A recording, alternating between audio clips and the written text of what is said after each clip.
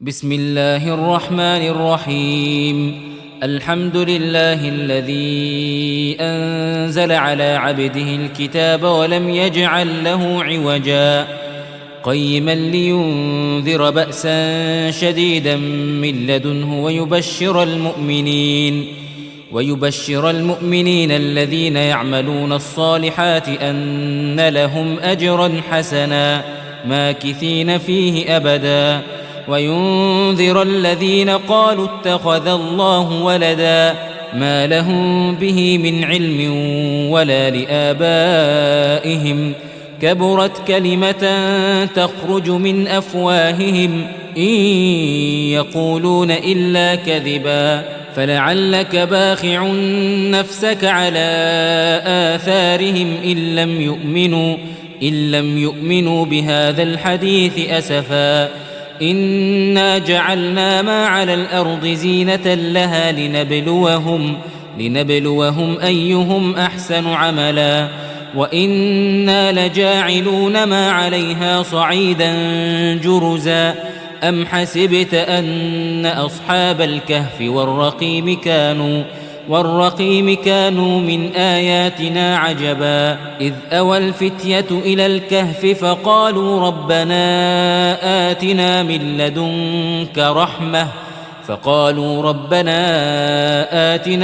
لدنك رحمة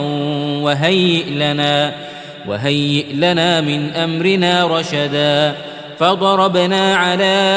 آذانهم في الكهف سنين عددا ثم بعثناهم لنعلم أي الحزبين أحصى لما لبثوا أمدا نحن نقص عليك نبأهم بالحق إنهم فتية آمنوا بربهم وزدناهم هدى وربطنا على قلوبهم إذ قاموا فقالوا ربنا رب السماوات والأرض لن ندعو من دونه إلها لقد قلنا إذا شططا هؤلاء قومنا اتخذوا من دونه آلهة لولا يأتون عليهم بسلطان بين فمن أظلم ممن افترى على الله كذبا وإذ اعتزلتموهم وما يعبدون إلا الله فأووا إلى الكهف ينشر لكم ربكم من رحمته ويهيئ لكم من أمركم مرفقا وترى الشمس إذا طلعت تزاور عن كهفهم ذات اليمين وإذا غربت تقرضهم ذات الشمال وهم في فجوة منه ذلك من آيات الله من يهد الله فهو المهتد ومن يضلل فلن تجد له وليا مرشدا وتحسبهم أيقاظا وهم رقود ونقلبهم ذات اليمين وذات الشمال وكلبهم باسط ذراعيه بالوصيد لو اطلعت عليهم لوليت منهم فرارا ولملئت منهم رعبا وكذلك بعثناهم ليتساءلوا بينهم قال قائل منهم كم لبثتم قالوا لبثنا يوما أو بعض يوم قالوا ربكم أعلم بما لبثتم فبعثوا أحدكم بورقكم هذه إلى المدينة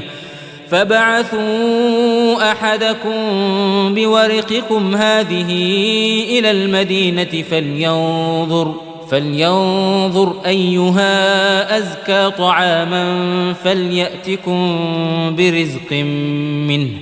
فليأتكم برزق منه وليتلطف ولا يشعرن بكم أحدا إنهم إن يظهروا عليكم يرجموكم أو يعيدوكم أو يعيدوكم في ملتهم ولن تفلحوا إذن أبدا. وكذلك أعثرنا عليهم ليعلموا أن وعد الله حق وأن الساعة لا ريب فيها إذ يتنازعون بينهم أمرهم فقالوا ابنوا عليهم بنيانا ربهم أعلم بهم قال الذين غلبوا على أمرهم لنتخذن عليهم مسجدا سيقولون ثلاثة رابعهم كلبهم ويقولون خمسة سادسهم كلبهم رجما بالغيب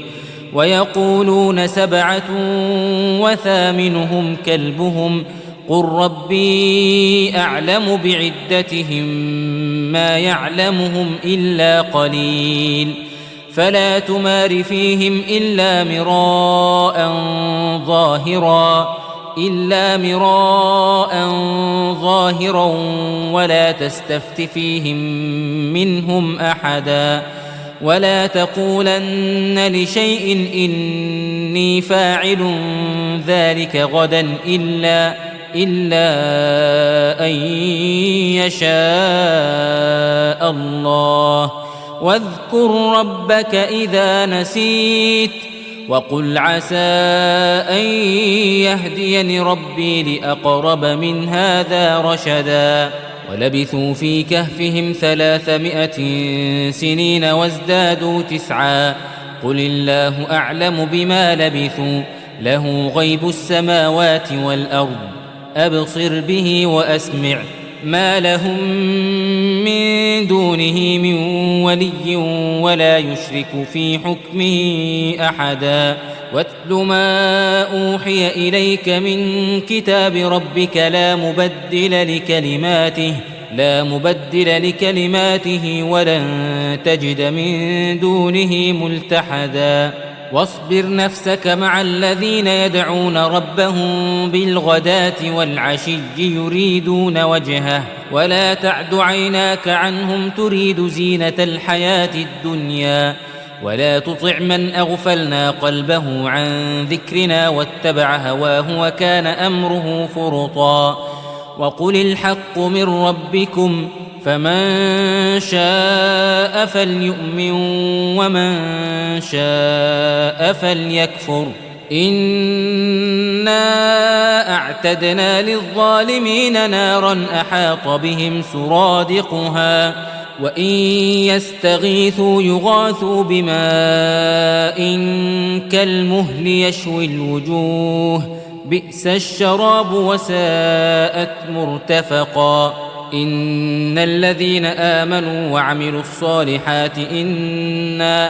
إنا لا نضيع أجر من أحسن عملا أولئك لهم جنات عدن تجري من تحتهم الأنهار يحلون فيها من أساور من ذهب ويلبسون ثيابا خضرا من سندس واستبرق متكئين فيها على الأرائك نعم الثواب وحسنت مرتفقا واضرب لهم مثل الرجلين جعلنا لأحدهما جنتين من أعناب وحففناهما بنخل وجعلنا بينهما زرعا كلتا الجنتين آتت أكلها ولم تظلم منه شيئا وفجرنا خلالهما نهرا وكان له ثمر فقال لصاحبه وهو يحاوره أنا أكثر منك مالا وأعز نفرا ودخل جنته وهو ظالم لنفسه قال ما أظن أن تبيد هذه أبدا وما أظن الساعة قائمة ولئن رددت إلى ربي لأجدن خيرا منها منقلبا قال له صاحبه وهو يحاوره أكفرت بالذي خلقك من تراب ثم من نطفة ثم سواك رجلا لكن هو الله ربي ولا أشرك بربي أحدا ولولا إذ دخلت جنتك قلت ما شاء الله لا قوة إلا بالله إن ترني أنا أقل منك مالا وولدا فعسى ربي أن يؤتيني خيرا من جنتك ويرسل عليها حسبانا من السماء فتصبح صعيدا زلقا أو يصبح ماؤها غورا فلن تستطيع له طلبا وأحيط بثمره فأصبح يقلب كفيه على ما أنفق فيها وهي خاوية على عروشها ويقول يا ليتني لم أشرك بربي أحدا ولم تكن له فئة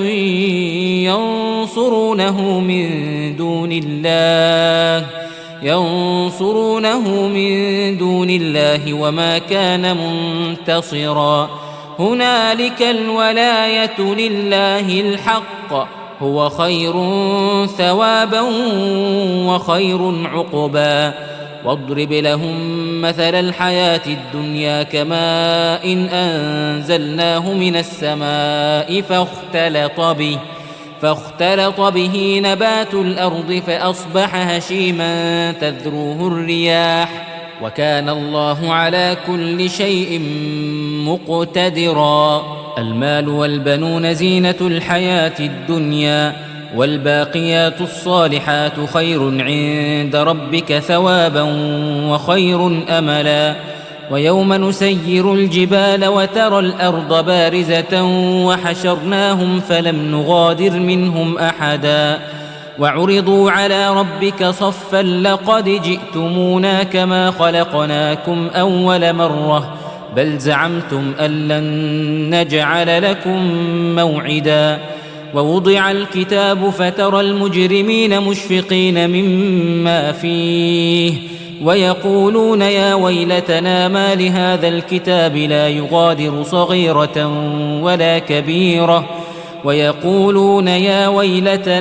لهذا الكتاب لا يغادر صغيرة ولا كبيرة إلا أحصاها ووجدوا ما عملوا حاضرا ولا يظلم ربك أحدا وإذ قلنا للملائكة اسجدوا لآدم فسجدوا إلا إبليس كان من الجن ففسق عن أمر ربه أفتتخذونه وذريته أولياء من دوني وهم لكم عدو بئس للظالمين بدلا ما أشهدتهم خلق السماوات والأرض ولا خلق أنفسهم وما كنت متخذ المضلين عضدا ويوم يقول نادوا شركائي الذين زعمتم فدعوهم فلم يستجيبوا لهم وجعلنا بينهم موبقا ورأى المجرمون النار فظنوا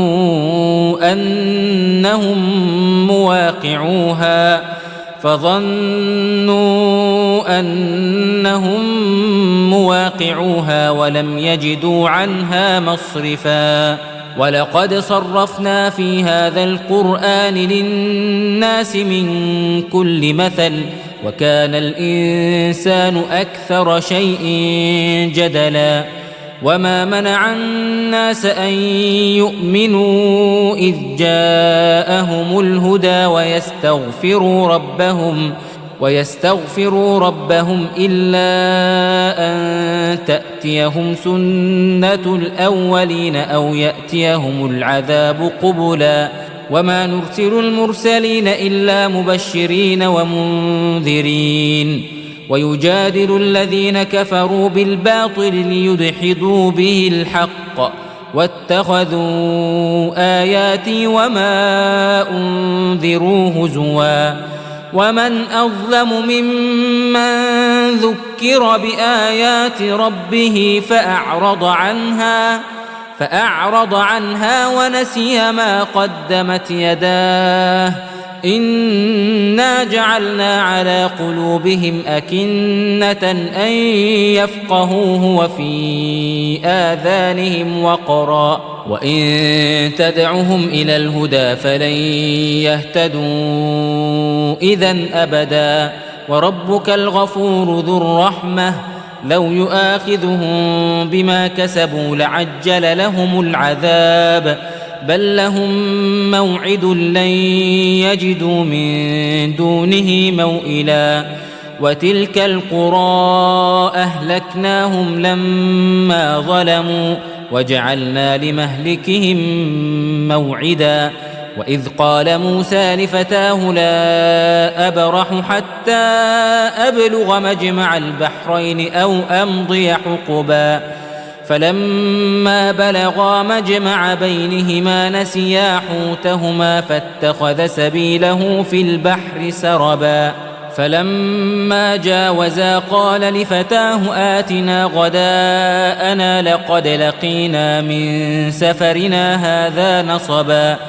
قال أرأيت إذ أوينا إلى الصخرة فإني نسيت الحوت وما أنسانيه إلا الشيطان أن أذكره واتخذ سبيله في البحر عجبا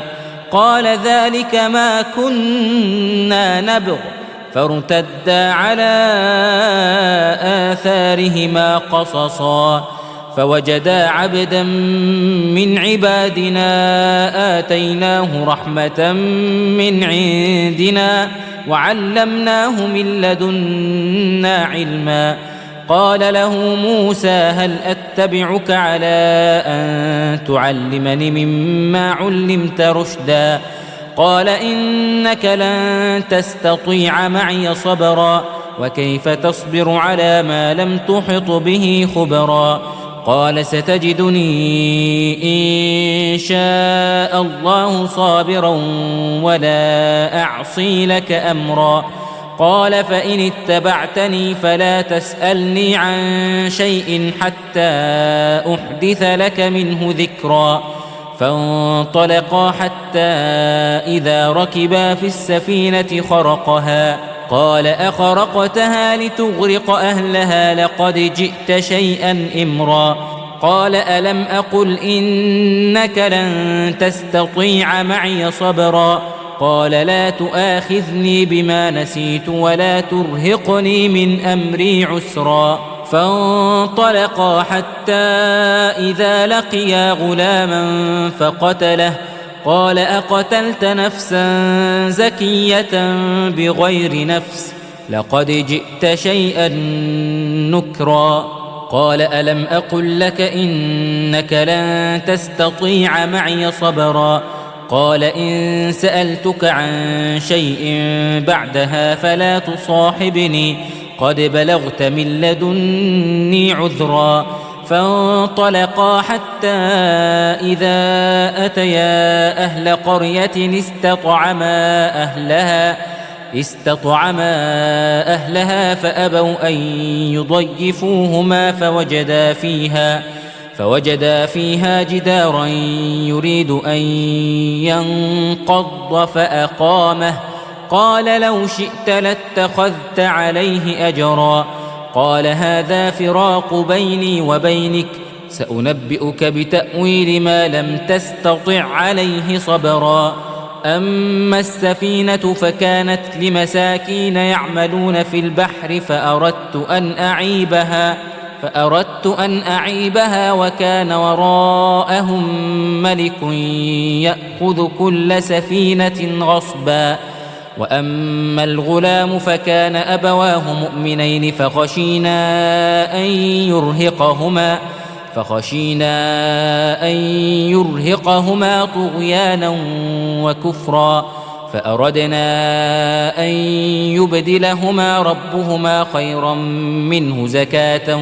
وأقرب رحما وأما الجدار فكان لغلامين يتيمين في المدينة وكان تحته كنز لهما وكان أبوهما صالحا فأراد ربك أن يبلغا أشدهما ويستخرجا كنزهما رحمة من ربك وما فعلته عن أمري ذلك تأويل ما لم تسطع عليه صبرا ويسألونك عن ذي القرنين قل سأتلو عليكم منه ذكرا إنا مكنا له في الأرض وآتيناه من كل شيء سببا فأتبع سببا حتى إذا بلغ مغرب الشمس وجدها تغرب في عين حمئة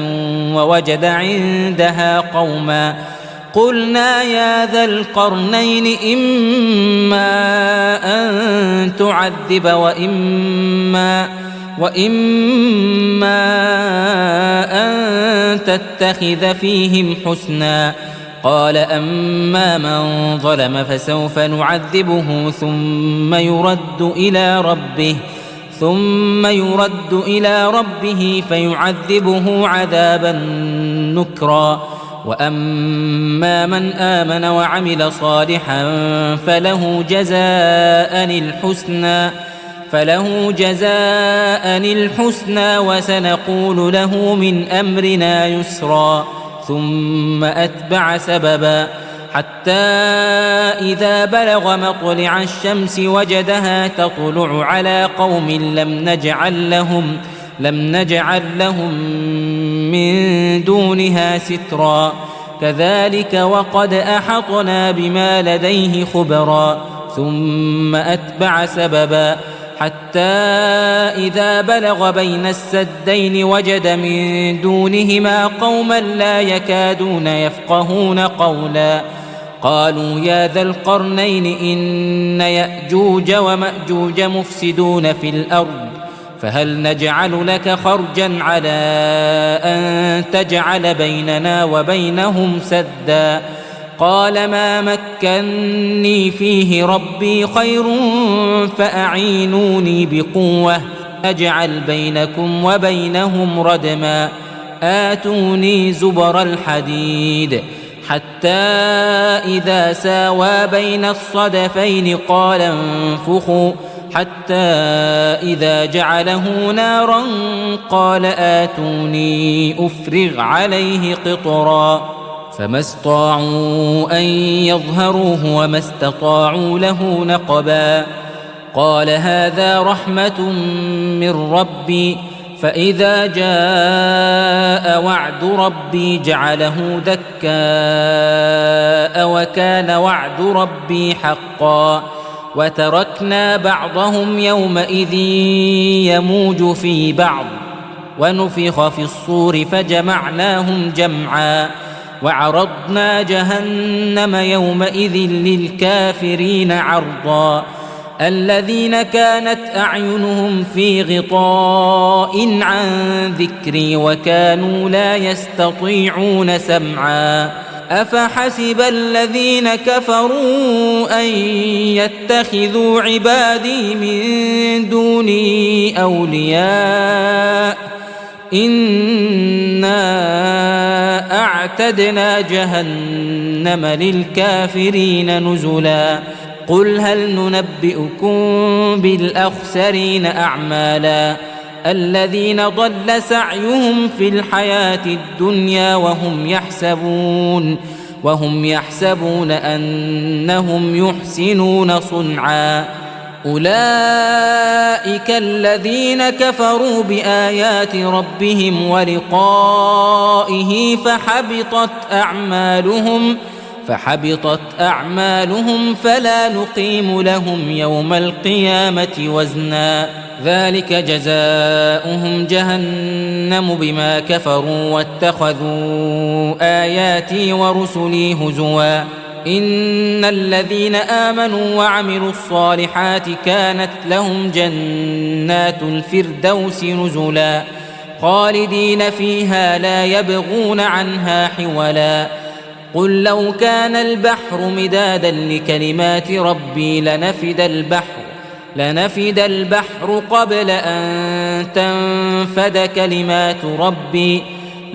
البحر قبل أن تنفد كلمات ربي ولو جئنا بمثله مددا قل إنما أنا بشر مثلكم يوحى إلي أنما إلهكم إله واحد فمن كان يرجو لقاء ربه فليعمل عملا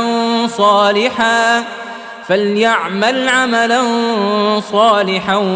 ولا يشرك بعبادة ربه أحدا.